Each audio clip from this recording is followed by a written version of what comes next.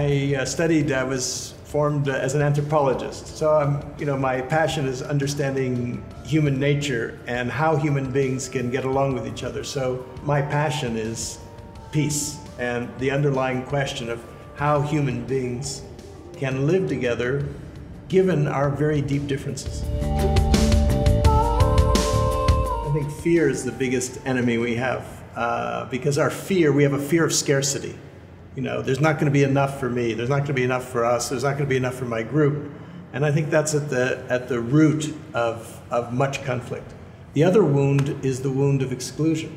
People feel excluded, they feel disrespected, they feel humiliated. And that's what generates a lot of destructive conflict, mostly violence.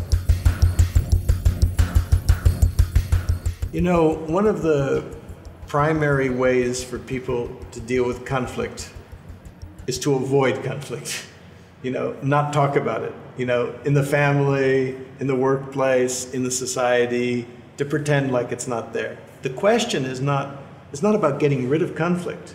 It's about, do we handle that conflict in ways that are destructive or ways that are constructive, through deep dialogue, through listening, through negotiation, through collaborative problem solving. It's only through conflict that you bring out issues of injustice, social injustice. You mentioned homophobia or racism.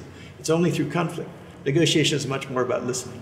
Listening is the primal act of communication. We think it's talking, and there's a lot of talking in the world, and right now with the age of the internet and cell phones and texts and social media, and the world is communicating to each other. But the question is, are we listening to each other? In other words, really absorbing what the other side is saying. Listening not just to the words, but what's behind the words? What are the emotions? Where's the person coming from? What are their deep motivations? What are they not saying?